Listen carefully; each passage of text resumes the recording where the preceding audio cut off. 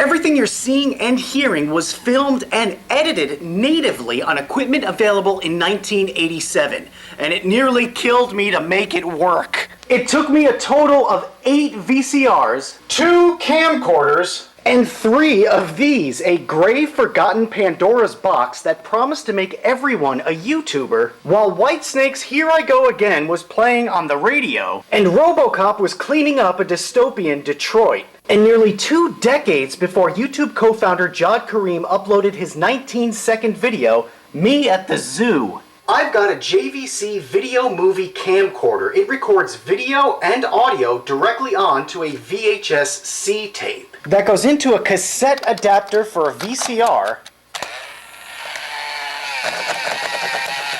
which is then dubbed to a second VCR controlled by that box, the Videonics DirectEd Plus. I can add titles. I can add graphics. I can add special effects. I lied.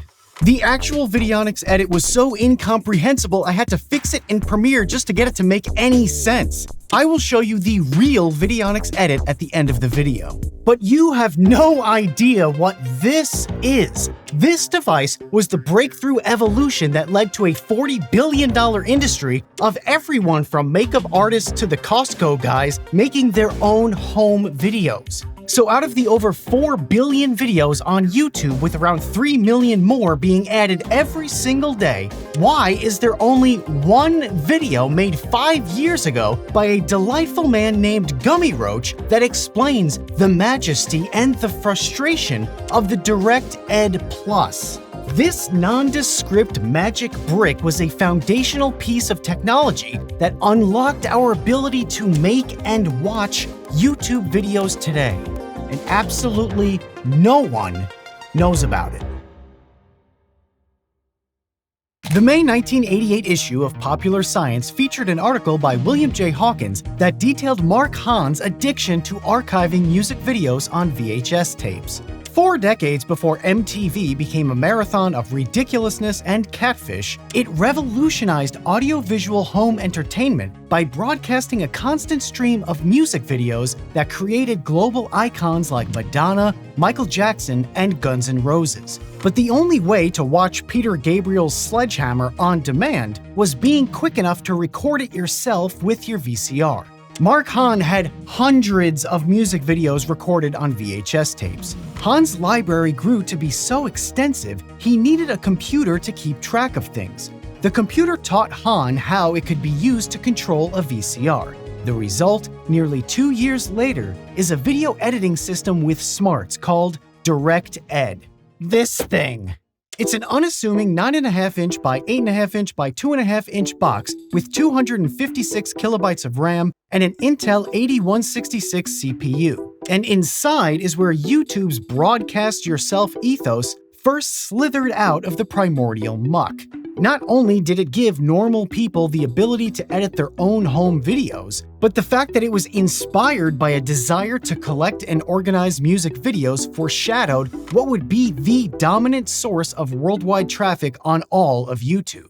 This is YouTube 1987, and despite it being designed for consumer ease, my odyssey to get the Videonics DirectEd Plus to work made Odysseus's circuitous post-Trojan War epic seem like a milk run to Walmart. So how is this supposed to work? It's all about controlling one of 2 VCRs.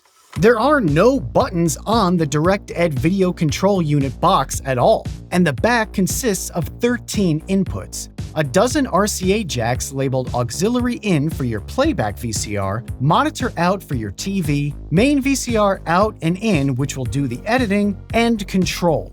The front has 3 lights: Attention, VCR, and Power. And it comes with a special Videonics remote featuring the full alphabet, numbers 0 through 9, 4 arrow keys, and 4 command keys for select, change display, audio, and cancel. And that's it. That's the unit. It's pretty straightforward. How hard could it be to just plug all this stuff in and get started?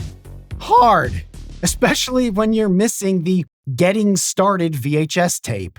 The first kit I ordered off eBay looked complete. The unit itself was still in its original plastic, but after plugging everything in, I got to the insert getting started tape step of the setup process and had no tape. Okay, I couldn't get the tape on its own, so I had to order a second Videonics unit that included the required tapes and proved it by picturing them in the listing. While I waited for that to arrive, I needed to understand the state of home video editing in the late 1980s. Now everyone with a smartphone can record, trim, and crop their videos instantly. They can add text, background music, emojis, and face filters to become a cartoon dog, all by pushing a few buttons. In 1987, your options for recording video were gigantic camcorders like this JVC VideoMovie GRC7U, which used a bright yellow sticker to brag that it only weighed 2.9 pounds. I had to buy this unit because my JVC VideoMovie I grew up with is completely dead. And most of the video movies you find on eBay are sold as untested, which means these devices are generally in home tech junkyards in need of serious rehabilitation. And I thought this one was dead too, but it turned out that the batteries were just shot and I had no cable to directly plug it into the power supply, so I paid my electronics guru Neil, who fixed the Butler in a box, to make this working cord. But when these camcorders came out, they felt like you were holding Hollywood in your hands. Richard Lane described the 3.3-pound GRC7 in the June 1986 issue of Popular Science as the lightest yet, and packed with plenty of the sophisticated features found in other camcorders. Both were considerably more compact than the over 4-pound JVC GRC1, made famous by Marty McFly as he documented Doc Brown's time-traveling DeLorean in Back to the Future. This compact, mobile, all-in-one camcorder revolution was made possible thanks to its recording format, VHS-C. The C stood for compact because they were about 1/3 the size of a standard VHS tape. The downside to this was that the smaller tape meant a shorter runtime of about 30 minutes. And since you can't stick a tiny VHS tape into your VCR for playback, you had to either hook the camcorder up directly or pop the VHS-C tape into a battery-powered motorized cassette adapter like I have here. These early camcorders were an incredible leap forward beyond the Super 8 home film cameras of decades past. And they were not cheap.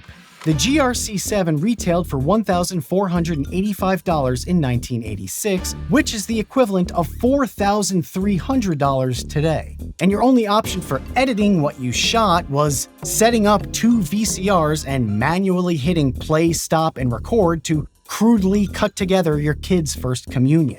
Oh, and a JVC VCR in 1987 ran you $600, which is about $1,700 today. And of course, you needed 2 of them, so that's $3,400, plus the $4,300 for an inflation-adjusted modern total approaching $8,000.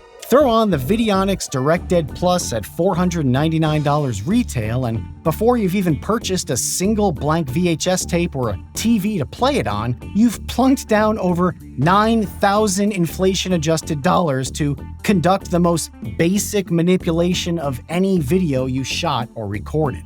And that was shockingly cheap compared to the alternatives. In the years after the Videonics debuted, editing software reminiscent of what we have now became available.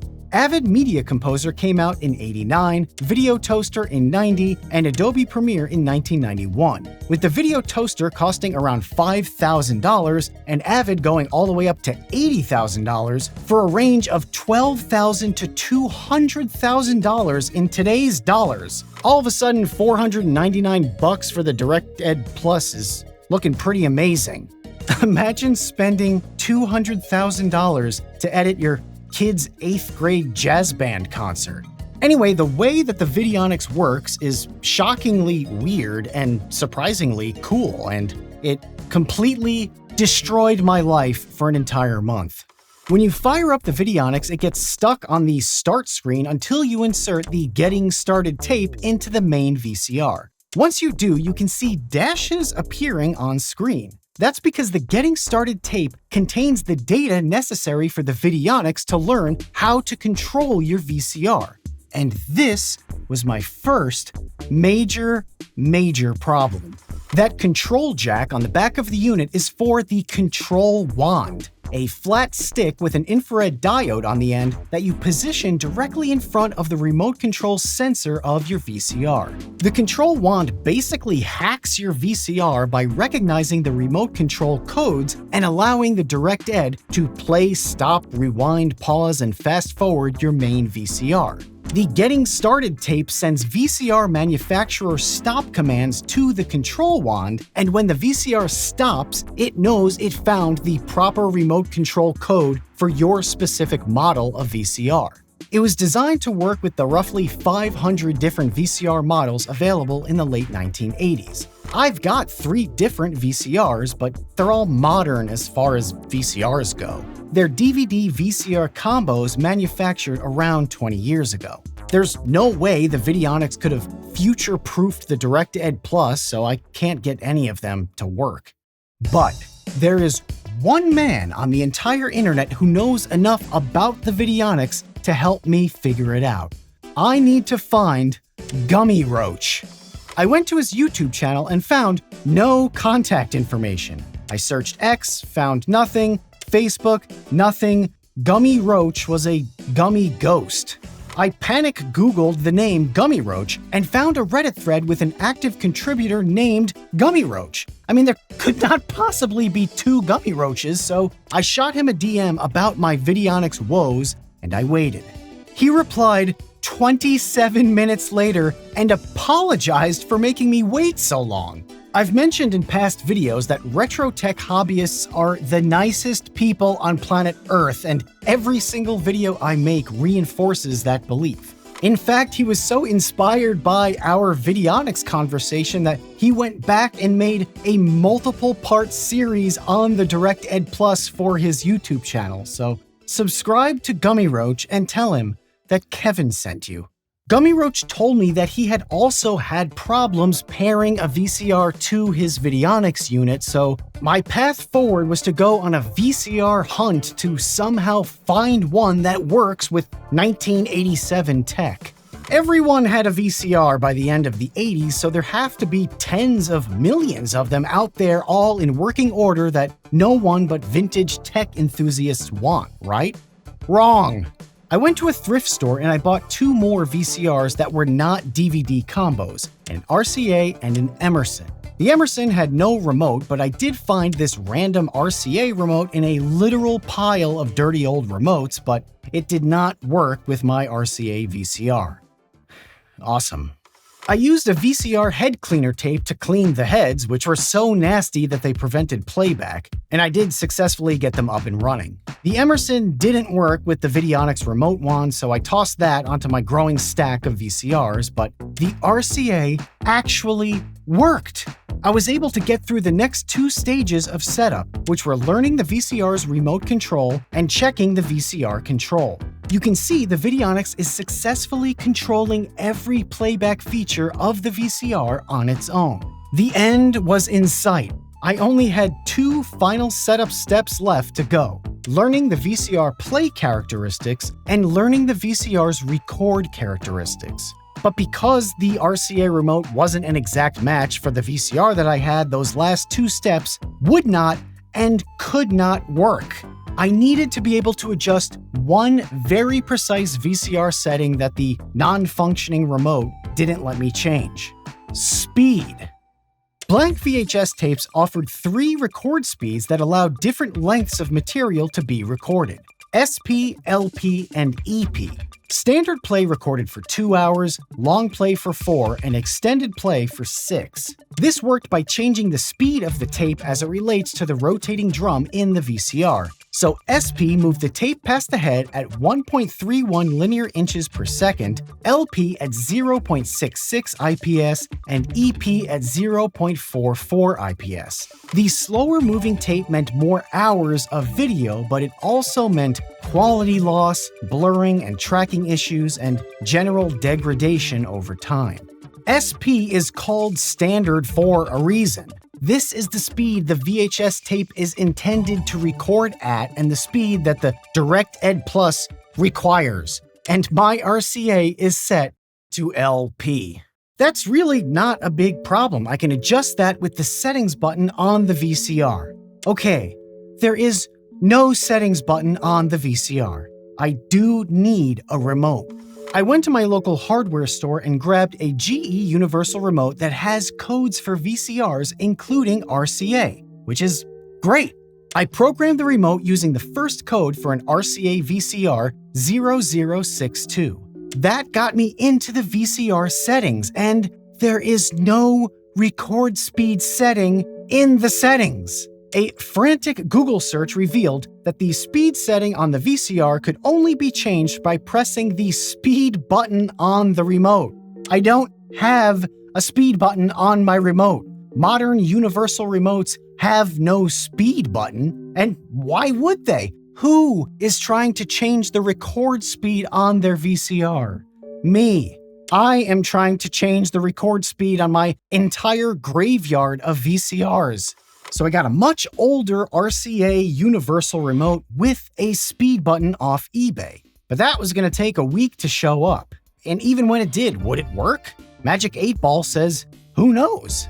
So in the meantime, I ordered a third Videonics unit just in case the first two weren't working. And then I called everyone I knew to ask for more VCRs in the hopes that one of them would just work with the DirectEd Plus. My friend Orion stopped by with a nice Panasonic and another Emerson DVD combo. The Panasonic synced with the control wand, but it was set to SLP, or Super Long Play, which is another term for EP, and it had no remote and no way to change the record speed. No one has VCR remotes anymore. Check out this listing I found on Facebook Marketplace for 11 VCRs with no remotes.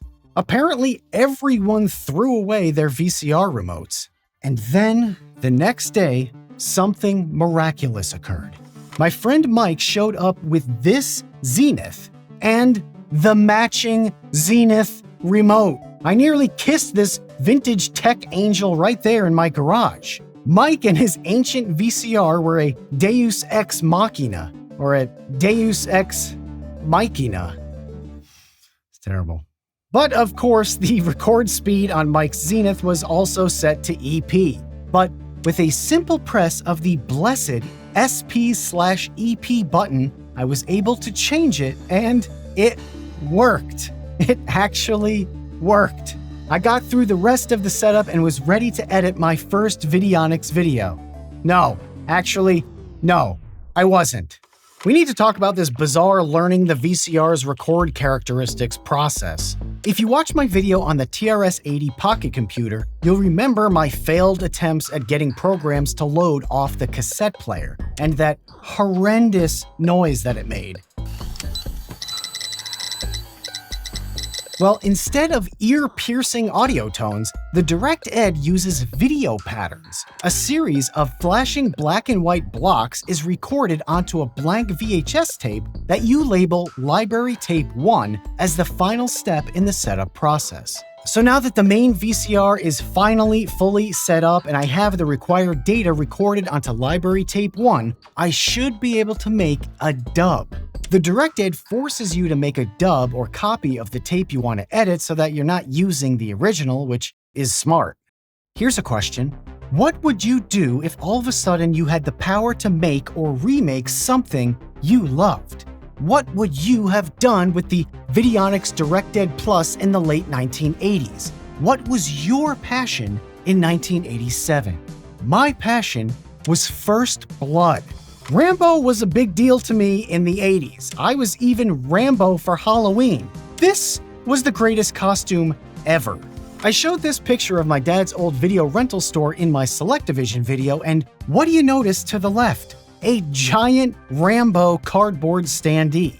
If I'd had my current creative skills back in 1987 and I was lucky enough to have a DirectEd Plus, I'd have created a remix of the film I've watched more times than I can count. So that's exactly what I'm gonna do with it right now.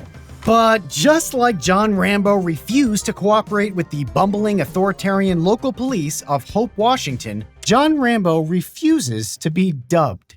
Gummy Roach explained why. He said, "Most commercially produced tapes have Macrovision anti-copying encoded onto them, and there are gadgets to combat that, but the DirectEd Plus by itself wouldn't." And that makes total sense. Technology Connections has a great video about Macrovision copy protection, in which he explains that it messes up the vertical blanking interval of a video signal, causing the recording VCR to interpret it as a change in signal strength. So, Rambo defeated Brian Dennehy, the Vietnamese, Soviet, and Burmese militaries, and a Mexican cartel, and now he's defeated me.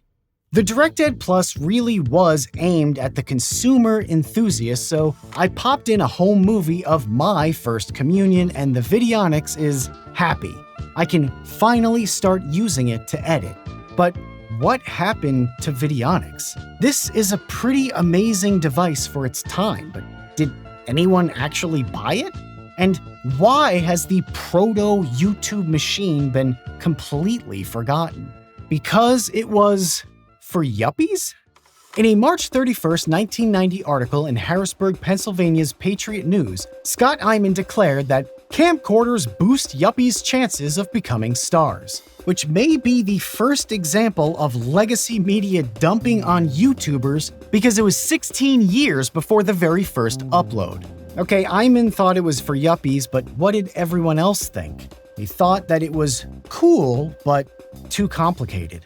Andy Wickstrom's 1989 review for Knight Ridder newspapers said, "New gadget makes video editing almost fun." He acknowledges that brute force video editing can be a tedious and time-consuming chore, but that setting up the DirectEd Plus takes some time and determination to learn how to run it, and laments its 124-page instruction book. Stephen Advocate's Fast Forward column in 1988 takes this a step further by mentioning Videonics marketing manager Mo Rubinzal admitting DirectEd's complex instructions are the biggest hurdle in convincing videophiles of its advantages, and finishes his article by providing a toll-free Videonics hotline to call for troubleshooting. It is not a great sign when you need a hotline to help customers who can't translate your 124-page instruction guide. In that Yuppies article, Videonics co-founder Michael Diadio estimates that no more than 20% of camcorder owners want to bother with editing. But an estimated 10% of the US owned a camcorder, so with 20% of them wanting to bother with editing, you were still looking at 5 million potential customers for the DirectEd Plus. They saw some early success. Within 2 years, they'd shipped more than 35,000 machines around the world, and they earned $5.3 million in sales in 1988 alone, which is over $14 million in revenue today. And they were about to put a DirectEd in almost every home. In 1991, Videonics struck a deal with Matsushita Electrical Industrial Corp., the Japanese tech company behind massive brands like Panasonic, Quasar, and Technics. The deal would see Matsushita selling Videonics equipment, namely DirectEd, under the Panasonic brand name. Up until that point, the US consumer electronics business was accustomed to looking to Japan for the most interesting, innovative products. Japan was dominant in the 1980s electronics market, but Videonics proved that American companies with the right technology and creativity were able to compete successfully in the world market. And then it was just gone. Nothing seemed to have happened. Whether Matsushita got cold feet or the numbers didn't work, I can't find any evidence of a Panasonic DirectEd Plus.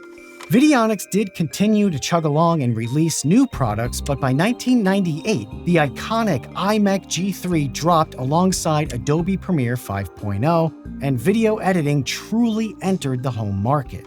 Ironically, Diadio and Hahn got their start by founding a company called Corvus Systems in 1979 that eventually developed hard disk memory units for the Apple II computer. But by the year 2000, the Apple they'd played a tiny role in growing had become so dominant in video editing that they sold Videonics to Focus Enhancements Inc., which pivoted to specializing in video mixers and switchers. and a year 2000 classified ad right below 100 Atari games for $1 each shows that the fire sale was on. DirectEd Plus units were offloaded at $75 a pop. The DirectEd dream was officially dead. But my DirectEd reality is very much alive, and after weeks of failed attempts and frustration, I'm going to be one of the first people to ever show you how video was edited in the Stone Age of YouTube. By clicking Mark Scenes on Dub, Place, in Movie and choosing the dub, you enter a screen that allows you to set in and out points using the arrow keys on your Videonics remote. This screen plays back your dub with the editing controls overlaid, and in real time you choose the start and end of each scene with its corresponding time code. And then you hit select to save it. Search lets you fast forward or rewind, and V will show you the scenes you've marked. There's actually a blue bar progress timeline on the right that visually shows you where you've marked the dub in relation to its total runtime. Getting super tightly cut scenes is pretty much impossible since you're relying on hitting the start and end at the exact moment the VCR is playing the dub. When you're done, you press cancel, and now you can go into a menu that displays the time codes of the scenes you've marked. You can also rearrange the scenes you've marked for the final movie, or add scenes from another movie to combine footage from different tapes. One of the craziest things about this is if the scenes you've marked are out of order, you have to physically rewind the original tape all the way to the beginning and let it play from the beginning so that it can find the scene. It doesn't know how else to find the specific scene unless you start the tape from the very beginning. So all of this just takes absolutely forever to do. If you want to add graphics and titles, you go into that menu and select the scene you'd like to use. Then you choose from a list of graphics like television set, Canadian flag, or space, and type in the text. Then you can preview what that scene looks like with the graphic and text you've chosen. When you've done all of that, you can make the final production from the movie, which begins the actual recording process of creating your analog YouTube masterpiece. There might not be a better example of old technology that was very cool, clever, and advanced for its time that is an absolute abomination compared to what we have today. But it's really only possible to appreciate progress when you have an understanding of what came first. And it's not just the technology that came before, it's the people. Because they were actual YouTubers decades before streaming online video was available to anyone. Weird Paul Petrosky is called the original vlogger for good reason. The Pennsylvania musician has been documenting the details of his life ever since his family got an RCA color video camera on September 7, 1984. He took mirror selfies, made unboxing videos, room tours, food reviews, music reviews, travel vlogs, and music videos. Listen up, this is Rambo, and I'm about to make my first rap record. 2 decades before these popular content styles even existed. In 2017, a documentary called Will Work for Views: The Lo-Fi Life of Weird Paul followed his journey making over 2,000 videos and 160 songs. And he's still uploading today, because YouTube didn't make Weird Paul into a YouTuber. It simply gave everyone else access to the YouTube videos that he was already making. It's proof that advances and technology don't just help us create. Sometimes they help us discover the basement dreamers and garage tinkerers that were already doing it. See you in the future.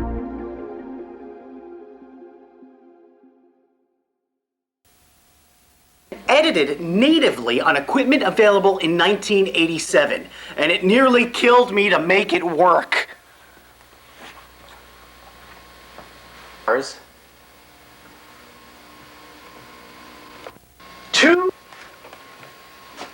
Three of the forgotten Pandora's box that promised to make everyone a YouTuber on the radio, and RoboCop. And nearly two decades before YouTube co-founder Jad Karim uploaded his 19-second video, Me at the Zoo. JVC Video Movie Camcorder. It records video and audio directly onto a VHS C tape. Set adapter for a VCR.